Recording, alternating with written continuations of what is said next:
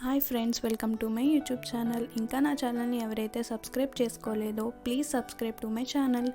ఈరోజు మనం మన వీడియోలో వంకాయ శనగపప్పు మసాలా కర్రీ ఎలా తయారు చేసుకోవాలో చూద్దాం.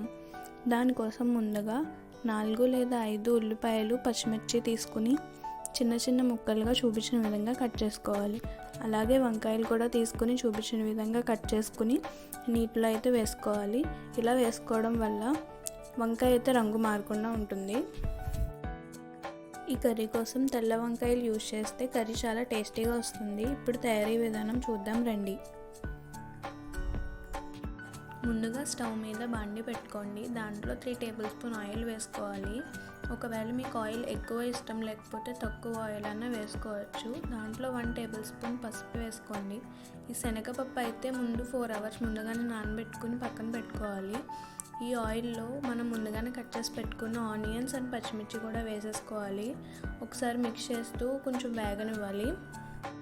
దీన్ని పక్కన పెట్టి ఇప్పుడు మనం అయితే అల్లం వెల్లుల్లి పేస్ట్ తయారు చేసుకున్నాము. దానికోసం ఒక మిక్సీ జార్లోకి చిన్న అల్లం ముక్క అండ్ కొన్ని వెల్లుల్లి రబ్బలు అయితే తీసుకుని మిక్సీ పట్టేసుకున్నాము.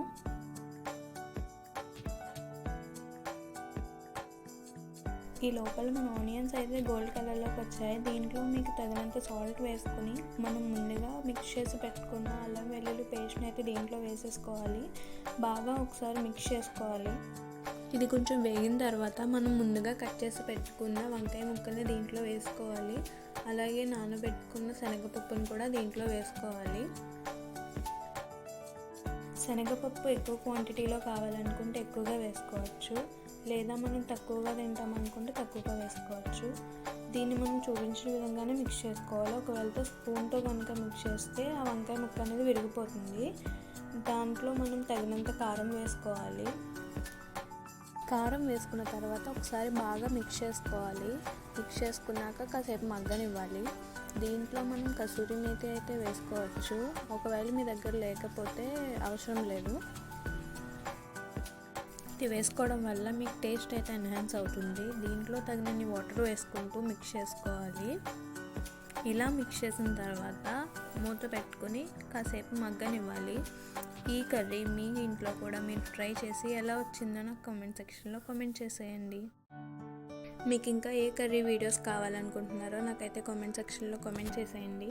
చూసారు కదా, ఇలా మగ్గనిచ్చిన తర్వాత చిన్న టేబుల్ స్పూన్ అయితే గరం మసాలా వేసుకోవాలి.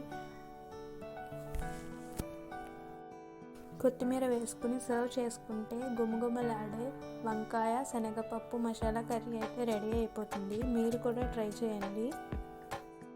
కర్రీ అయితే చాలా టేస్టీగా వచ్చింది. మీ సపోర్ట్తో నేను మరిన్ని కుకింగ్ వీడియోస్ అయితే అప్లోడ్ చేస్తాను.